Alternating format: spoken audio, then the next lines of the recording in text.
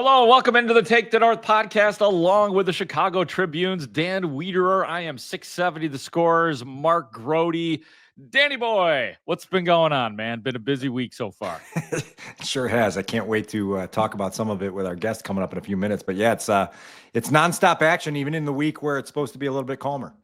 Yeah, no doubt. Free agency, the legal tampering period starts Monday, and then they could actually start signing players on Wednesday. And let's not wait any longer here, Dan, to bring in our special guest here on the Take the North podcast. We are excited to have Robert Mays. He is the host of the Athletic Football Show, and he is now on Take the North. Robert, thanks for taking some time to be with us on this here podcast. How are you today, sir?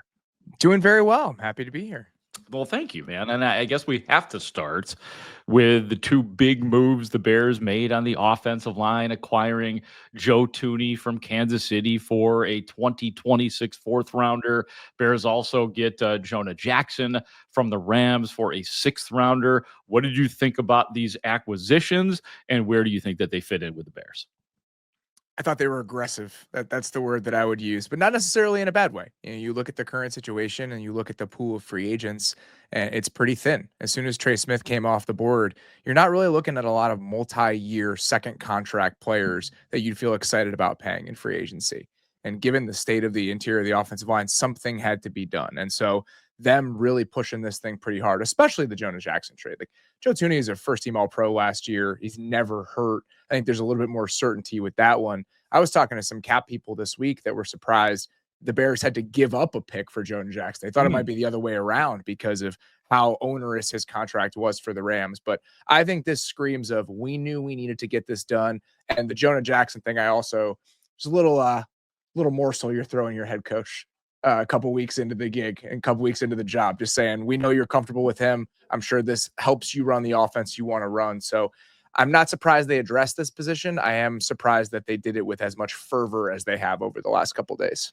Mays, a couple things from me. Obviously, you know the rhythm of the NFL calendar as well as anyone. This is usually the week between the combine and free agency where you catch your breath. It has been anything but a breath-catching week here in Chicago. So I'm curious how you've reacted to that. And then along with that, with Jonah Jackson's sort of odd 1 year in LA, I'm wondering if you have any sort of insight or light that you can shed on that, because that's the one thing that's left us scratching our head over the last couple of days for a guy who was so well regarded a year ago at this time to have such an odd season with the Rams. It's a great question. The first thing I will say, typically you can wade into this week a little bit. That has not been the case, but that's fine. It's fun. We're doing free agency previews, and the fact that we got to kick each show off with some news, I don't mind that at all. I'm always happy when there's stuff to react to, and the league has given us that this week. On the Jonah Jackson side of this, I'm sure to Bears fans from the outside, it looks a little bit troubling what happened last year, where he signs for a big money deal. He gets hurt, which has been a consistent issue. And then even when he got back healthy, he was effectively benched. I think that word is a little bit strong when you're looking at the particulars of the situation, right? So he comes in, and the Rams have this idea of moving Steve Avila to center at one point last offseason. Jonah Jackson was going to play left guard for them. They re-signed Kevin Dotson. Well, then they got to a point where they were like, well, maybe Jonah Jackson should play center and Steve should play left guard. And then Jonah Jackson gets hurt, and then Bo Limmer steps in, and they actually like him at center. And so it just never really sorted itself out. And what I'll say about Sean and what I'll say about that team out there, they've been very successful for a lot of reasons. Yeah. They are impatient. They will get infatuated with an idea, and the moment that idea stops working for like 10 seconds, they'll be fine moving on from that idea. And I think that's partially because of how Sean thinks, and I think it's partially because ownership allows them to do it, right? I mean, they'll eat dead money on guys consistently over and over and over again because that's just how the front office operates. Use the word aggressive referring to the Bears week. It doesn't get much more aggressive than how the Rams have been over the last few years. Like, they will chase things with an intensity that very few teams in the NFL are willing to do it. But every once in a while, when those things don't work out immediately, they'll throw them in the trash can and move on. And I think that's what happened with Jonah Jackson. So some people from the outside are going to look at the benched thing and freak out. I think there are a lot of layers and subtleties to why that happened in LA. There's no way Jonah Jackson's going to play center for the Bears, right? Oh, I would hate that. Yeah. And clearly it was a failed experiment the Right. first time around. Just put him back where he's comfortable. It's funny because you actually did acquire 2 left guards in the last week. So Right. one of them is going to have to play right guard. My assumption is it will be Jonah Jackson. He has Oh, you know, done it's it funny. It's so previously. funny. It's funny you bring that up. But we had Olin Kreutz on the score, and he was insisting that Jonah Jackson should be the one to play left guard. That I didn't shouldn't make disagree sense. with Owen. No. Maybe I'll walk that back a little bit. Oh, I'll tell you what, I did it after we got off the air, before I disagreed with Olin. It actually kind of sunk in because Joe Thuney has thrived at left guard. He's the better player. I don't think you mess with Joe Thuney and you do put Jonah Jackson at right guard, correct, Rob? Oh, and just to add to it, is it inconceivable that Jonah Jackson would not be a starter, or have you invested too much in him for him to not be a starter? And before you answer, Mace, just understand against the cap this year. Just understand that Olin listens to every second of this podcast, so be careful how you answer this question. I have a Fire lot of away, respect for buddy. Olin, and I will bow to him when it comes to all things offensive line deployment. So I'm happy to admit that I'm wrong here. But Jonah Jackson better be a starter. He's making $17.5 million against the cap this year after the roster bonus kicks in. So that's really non-negotiable. It'll be interesting to see how they sort that out, because Joe Thuney has been somebody that in his career has bounced between positions. Obviously, last year he played left tackle for the second half of the year. But I just think that he's such a stalwart there, and you've seen Jonah Jackson play on the right side. If they flip it, I understand that. But at first glance, my thought is that Jonah Jackson would probably end up on the right side and Thuney would be on the left. Maze, with Thuney, I was stunned that the Bears only had to give up a future 4 to get him. I obviously know that the Chiefs are up against it with what they're trying to invest in their offensive line and other parts of their roster. But for a guy as proven as he is, with as much reliability and durability as he's shown, it just felt like there might be somebody else willing to throw something at them. And the Bears seem to be beneficiaries of a trade that didn't really cost that much. Contracts are a huge thing when we're looking at these trades. When things are going to be a pure salary dump, it's going to surprise people about how little you have to give up as part of a transaction like that. You know, the one I go back to a couple of years ago, Amari Cooper getting dealt to the Browns for a 5th round pick, you know, a couple months after guys were getting traded for 1st and 2nd round picks at receiver. When you've already signed the contract and you're coming with a big price tag, especially if you're a second contract player looking for a third, that price is usually going to be a little bit lower than the quality of player would lead you to believe. You know, there's a chance that Joe Thuney's only got 2 or 3 more years left, and the Chiefs at this point prioritize the money more than they prioritize whatever draft pick they're going to get in return. I had a moment, I guess it would have been Wednesday night, hard to keep track of the days with everything that's swirling this week, where you just think about the investment already in Caleb Williams. You know, you go out before free agency even starts and you get him 2 starting linemen who have played at a Pro Bowl level at various points of their career, including one who's a 4-time All-Pro and a 4-time Super Bowl champion. You pair him up with one of the most proven play callers in the game today, and you see, for me, this escalator to get to where he should have gotten last year and didn't. But it just feels like a fast-moving escalator that they've set up for him to step on when he gets back into the building in the spring with everything that they've already invested and obviously more to come. Ben Johnson said something in his opening press conference that I thought was very telling. And he said that if you're looking at why teams win or lose in the NFL these days, quarterback efficiency is more important than even turnover margin. And that's where we're at. The quarterback has to be maximized. And sometimes the quarterback can do that on his own. Sometimes the quarterback is so good that you can strip away resources and he can still play like an MVP. Talking about with Josh Allen last year, Patrick Mahomes the year before that. But when you're not one of these fully baked guys, when you're on the road to hopefully being one of those players, the same way that Mahomes was set up well when he got to Kansas City, the same way that the Bills traded a 1st-round pick to go get Stephon Diggs, you need to put everything you can into that development process to get that quarterback to a place where he is one of those guys. And that's what the Bears have done this offseason. They've done it from a personnel perspective. They've done it from a coaching perspective. And even some of the things I heard at the Combine about how intentional people on that staff are being about the way they want to coach Caleb Williams, what sort of approach they need to take. I think organizationally, they understand that if he doesn't work out, nothing else matters. And so they're throwing everything they can at making sure that happens.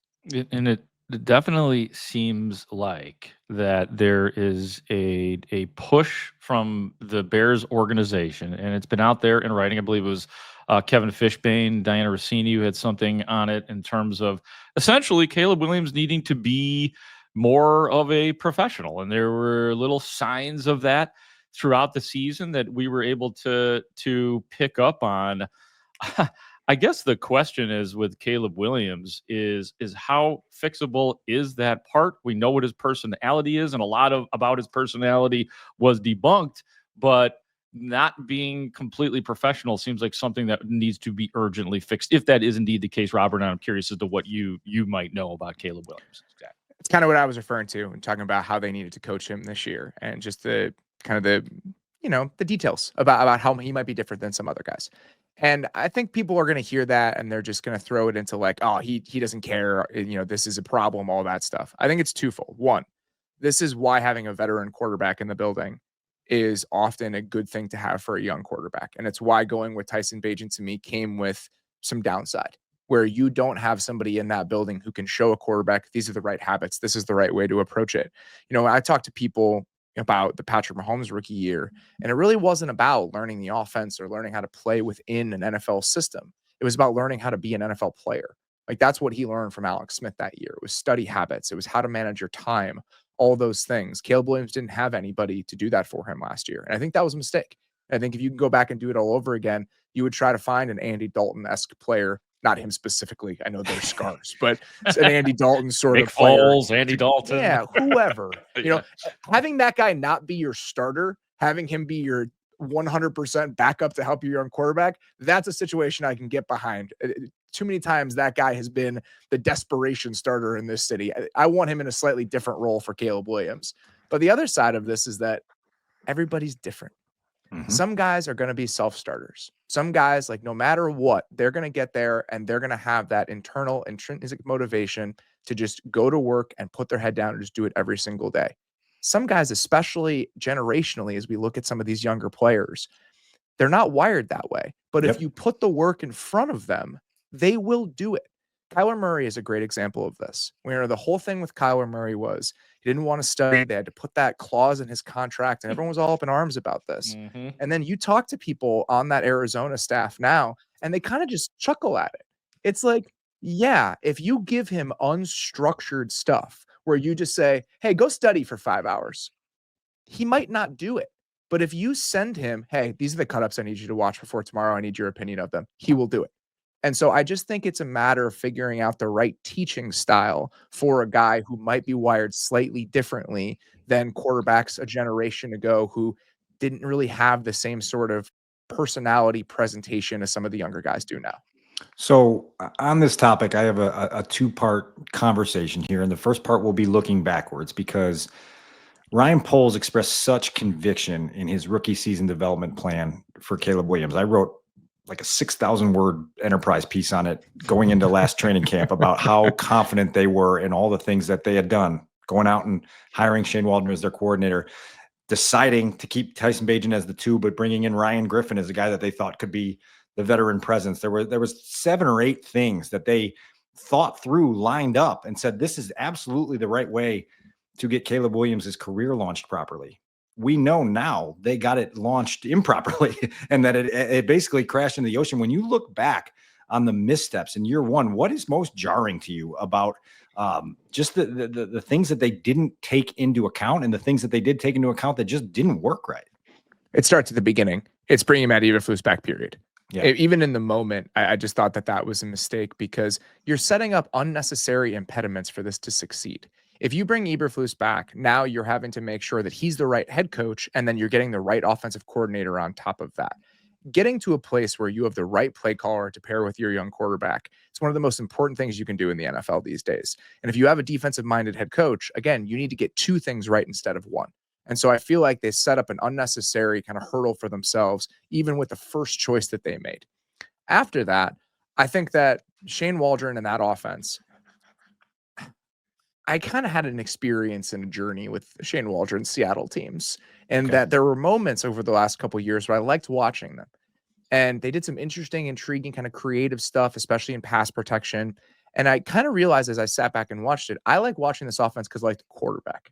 I like how the quarterback plays. He's aggressive. He's ambitious. Like he's willing to let stuff rip. A few guys are. But as part of that process, a place that I landed was, this is hard. This offense is hard. It's a lot of high degree of difficulty throws. And if you look at the structure of it, I just didn't think that was the best thing to pair with a young quarterback.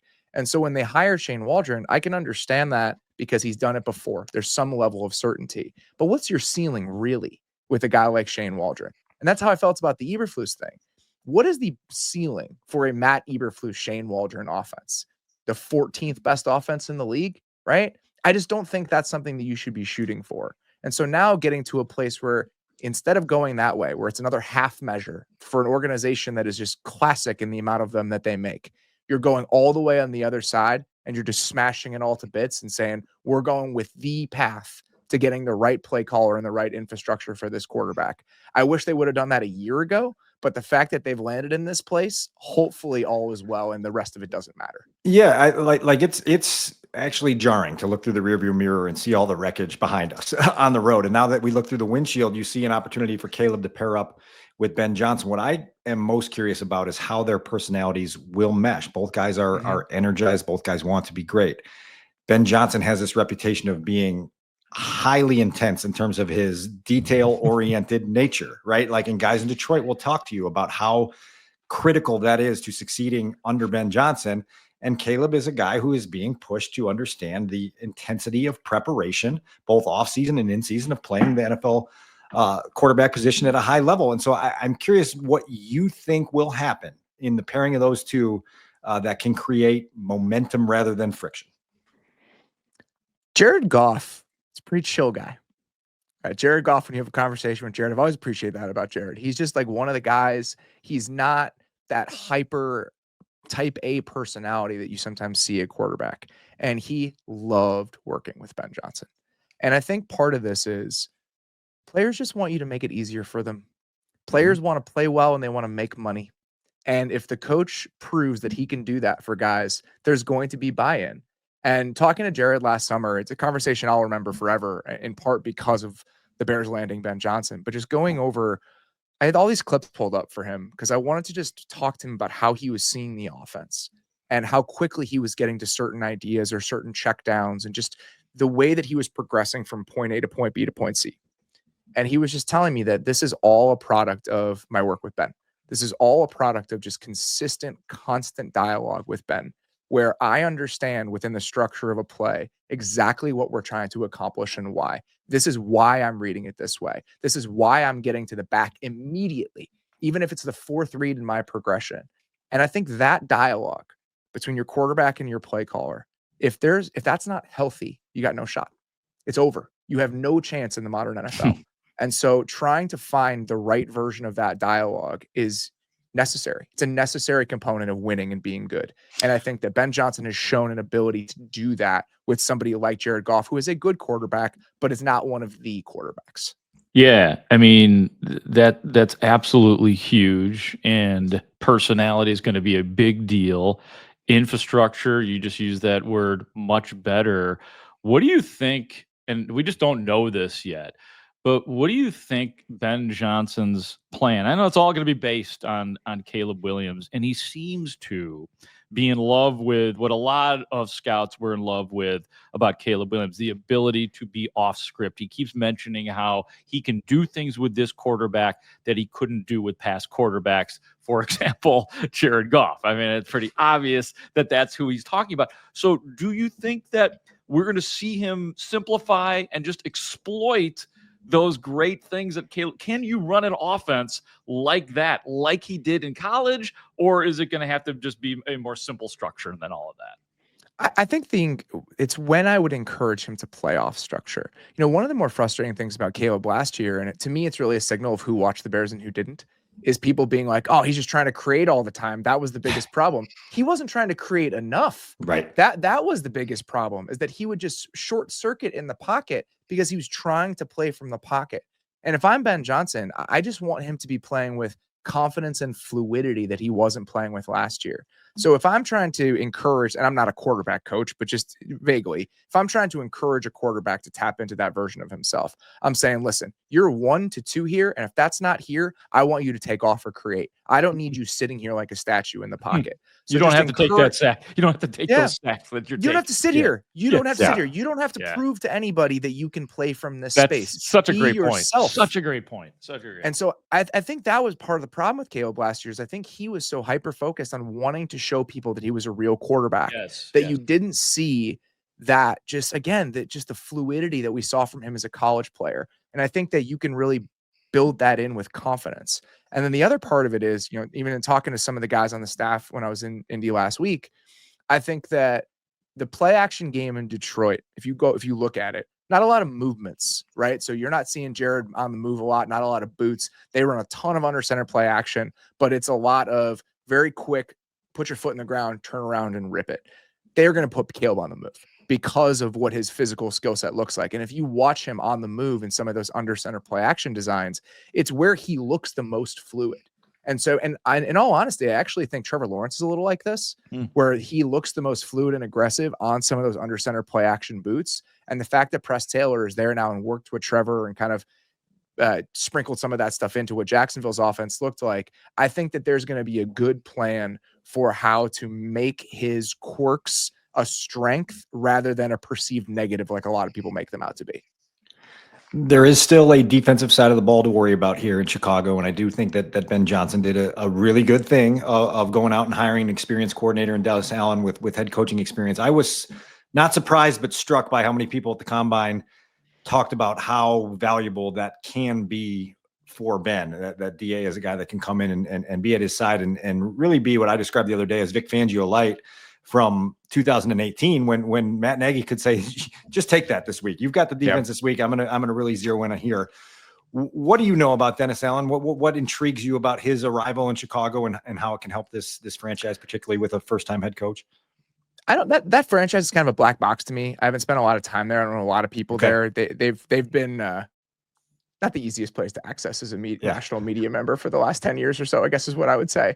And so I don't know him personally at all. Never had a conversation with him. This is purely from a distance and watching the work that he has done. It's a monstrous home run. Like the guy is, I think, undeniably the best 4-down defensive coordinator of the last 5 or 6 years. If you look at how good those defenses were in New Orleans, and they had really good players, but there's no Myles Garrett walking through that door. You know, Demario Davis is really good. Cam Jordan's really good. Marshawn Lattimore's really good, but they didn't have superstar players. And so for him to be able to build that defense the way that he did, and for them to just be such a pain to play against week in and week out when they were moderately healthy, it's impressive. And so being able to, like you guys said, kind of contract out that side of the ball and really make sure he's delegating and can focus more on the day-to-day operations of the offense, I think that's absolutely huge because it's one of the biggest things going from an offense coordinator to a head coach. There's just so much more on your plate, and you have to make sure that you're able to spend time on the things that you're good at and they're the reasons you got the job. Robert, we know that you've got to tend to your own podcast here in just a couple minutes, but I'll ask you on the way out, and Dan, feel free to ask one more question. Are the Cubs really the best team in the National League? So I'm assuming you're a Cubs fan because you're rocking the green Cubs hat today. Are they really the best team in the division, or are the Milwaukee Brewers going to do what they always do, just blow you up with a bunch of guys you don't know, except for a few of the guys on their team? That's my concern. And I guess that's why I'll put a pin in that until the middle of the summer when I can actually have a better answer for it. I'm trying not to get my hopes up. Like the Ben Johnson thing, I feel like there's only so much hope in my life. And I think the Ben Johnson part of this is taking up so much of it that I'll probably just be in wait and see mode with the Cubs for longer than I typically would be. Well, wait and see mode is like the default setting in Chicago. It's the only healthy way to live. And we often allow ourselves to get outside of that. But with that said, what is a realistic bullseye for the 2025 Bears? Where should they be setting their target? I mean, obviously, fans are going to start parade routes the minute they make their first round draft pick in a month and a half and see who that is and think that this team can defy all odds. But what's realistic? I think fighting to be a wild card team is realistic and should be realistic. I think the most important thing, not putting numbers on it, not putting wins and losses on it, do you look like a buttoned up NFL offense? is this an offense where the guys are getting maximized, where we're seeing the best versions of the players within that offense? That becomes the most important thing to me. Whether that means they go 7-10 or 10-7, that's not as important. I just want to make sure the arrow is definitively pointed up. And I think if that happens, when you combine it with the talent that they have on defense, they should be a team that fights to be a wild card team in year one. I don't think that's crazy. One more quickie. Do you think that there is a team in the NFC North that will take a step back this year?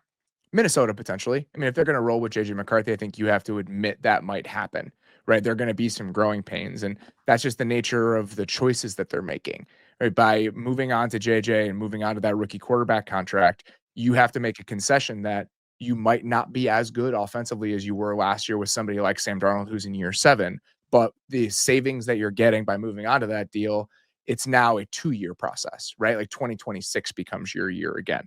So I think that's the team that might be able to, and I think the Lions, could potentially take a step back. The Lions, you lose both your coordinators, and you're probably going to lose a couple players. Like at a certain point, you have to start skimping money wise. Kevin Zeitler, Carlton Davis, these 1-year veteran bets they made last year that really hit. It's going to be hard to continue making those when you have to pay all of the guys that you've drafted that have played well for you. So a step back for the Lions means they might win 12 games, but right. I do think that a small step back for them and a small step back for for Minnesota, those are definitely on the table. Robert, this has been great, man. Thanks for giving us some of your time, and we know you will continue to thrive with the Athletic Football Show. What's the easiest way to find that? And who do you perform that with? Derek Klassen is my co-host, show to show. We got a bunch of different guests that roll through, consistently. We're doing a 5-hour live stream on our YouTube channel on Monday with about a dozen guests, just talking about all the signings on the first day of the tampering period, if people want to check that out. And other than that, it's available wherever you get your podcasts, Spotify, Apple, all that good stuff. You're the goods, man. Thanks for coming on Take the North. Dan Wiederer will get you some Take the North apparel ASAP. Everybody thinks I'm the gatekeeper of that, so I guess I got to hop into action on that. Not necessary, but I'll take it either way. I appreciate it. So, Robert, thank you, man. Save the postage if you want to, Dan, but I would appreciate it. I'll talk to you guys later. Sir. Yeah, there goes Robert Mays. He's really good, the host of the Athletic Football Show, always with lots of great insight. And I'm glad that, Dan, what felt good about that was to finally get into, it's been a while since we've had a good Caleb Williams discussion, because no matter what's going on, and of course, infrastructure and offensive line is huge, but as Robert said, none of this matters if the quarterback isn't good. It's great to get new eyes on that, a new perspective, a new voice. Mays does really, really good work league-wide of understanding some of the nuances of the sport and playing that position in particular. And so really good to get some of that perspective to share with our audience. It's as we talked about at the jump, Grote, this has been a wild week. It was, like I said, it was supposed to be a catch your breath week, and twice now I've had to adjust from the carpool line to adjust to breaking news this week with the trades, and then obviously the signing becoming final on Thursday morning with the Bears adding a tight end a week before the free agency frenzy really begins with Durham Smythe. And so it's nonstop action right now in March for the Bears. And I think everybody is starting to get caught up in a little bit of how energizing some of the moves are. This is like the way it was during the regular season. Remember those games, Dan, during the 10-game losing streak where we're like, well, can it just be a normal loss or, God forbid, a win, right? Like where we weren't trying to get to the bottom of something all week long before the next game. And that's, of course, the offseason is going to be, but it's a much more comfortable feeling because good things seem to be happening in the offseason. So far, so good. And look, like we talk about our little t-shirt slogans that we want to market and adopt, and just be normal was one last year, right? Like you're repping to Take the North, but how many weeks in November and December did we say just be normal? Yeah. Like it's okay to lose a game because you were outplayed and you didn't do something crazy at the end. Just be normal. And it was not normal. This has not been a normal week. We mentioned the trades. We mentioned the Durham Smythe signing. They're re-upping with some in-house guys. You get new 2-year deals today for Josh Blackwell and Amen Ogbongbemiga. Yes, you nailed it. That right here. Nailed it. Those are two guys, Grote, that I think Richard Hightower is probably pumping his fist about today because he knows how valuable they are to the third phase there. And so that's part of this year as well, is lining up your depth, getting your special teams secure and then continuing to progress through an offseason that is started with plenty of, in Robert's words, aggression. Yeah, and I love that they brought those two guys get back. I mean, there is nothing like a really good, dependable special teams player. The Bears have had some of those guys through the years, and so it is not, especially Josh Blackwell. I was just going to say Blackwell's been such a rare find because the Bears picked him up on a waiver claim at the end of final cuts in 2022 when the roster.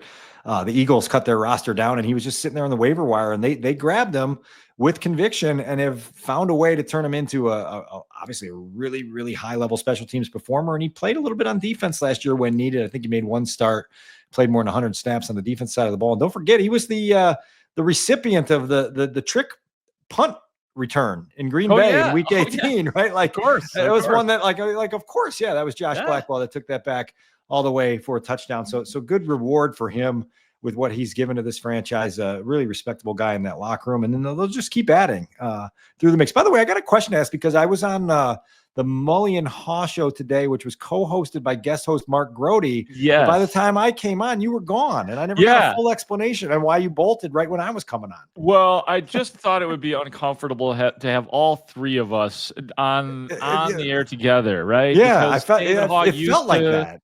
Yeah. I'm just a little intimidated by David. I feel like he's going to take the North back from me any day now, and you might start liking him more again. So it just a very uncomfortable situation that I had to deal with. You did 3+ hours with him, but then when I came on, it was like, I'm out of here. I'm getting out of here. It was just I was just curious about that. I just wanted to make sure that we didn't have to have a meeting of the leadership council here and get some things ironed out. No, I am actually in Itasca, Illinois, at my parents' house. My dad needed a little help, so I had to bolt out after 9:00. So that I figured you might think that. I think Haugh was wondering too, but yeah, that's what happened. By the way, I don't think you and I have, not that this is significant relative to everything else, but Jack Sanborn was non-tendered. Surprised by that at all? And do you think we'll see where that market sets itself, but it was a pretty expensive tender. I think it was like $3.3 million to exercise that, and so they'll keep tabs on that. And look, like the other part of this, and I said this earlier on the radio, is that when you bring in an entirely new coaching staff, we don't know anything about how they think, right? Like we're still in the process of learning. We haven't met the assistant coaches, right? Like we've talked to the coordinators once over Zoom and a little bit in passing here and there, and like. You just don't know how their wheels turn and what the machine needs to work like with what their visions are at certain positions and what types of players they prioritize. Sanborn's another guy that Richard Hightower would celebrate if he was back. He's a core special teamer. I think he played more snaps than anybody for the Bears special teams unit last year. So we'll see if they circle back on that at all. But I wasn't shocked by that, really. Is Sherrick McManus the greatest special teams player in Bears modern history? In the time that I have covered the Bears, you would probably start with Sherrick. You would probably go next to DHC, right? Like DeAndre Houston Carson was a guy that came in as maybe a 6th-round pick and really made a career for himself here and did a really nice job for a number of different coordinators. He lasted through several regimes in being able to lock that down. So maybe Blackwell's that guy, going forward. Maybe he puts his fingerprints all over that role. We'll see. What's out there for them, but I think like once a player accepts that that's his role and then he actually tries to be great at it, those are some special players. I think it's pretty rare. So hopefully we'll see Josh Blackwell turn into something like that. Dan, any parting words here as you and I dig in for next week, which is going to be very active with negotiating on Monday, legal signing on Wednesday, and who knows what happens between right this moment and then. Well, right. Like the Bears could be done by the time we get to Monday with how active they've been doing things. I appreciate them getting a good jump start on all this stuff. Obviously, they got a lot more to do. And we'll continue to monitor what they're doing at center and how they're going to fill out the defensive line. There's a lot of needs left on this football team still. So it'll be a busy week. And I think at last count, they still had 38 roster spots to fill here. Right. So there's a lot. And listen, that includes the draft class. That includes the undrafted rookies that'll come in on draft weekend. But yeah, there's a lot more to be done by this new regime, and I can't wait, as we talked about the other day, to hear from them about some of the ways these deals came to pass. And we'll be talking about it all right here on the Take the North podcast. A special thanks to Robert Mays for coming on Take the North today, he of the Athletic Football Show, for my partner, Dan Wiederer of the Chicago Tribune, for our executive producer, Adam Stinzinski, back at our downtown Chicago studios. I'm Mark Grote saying thank you for listening to and watching the Take the North podcast. Great talk. See you out there.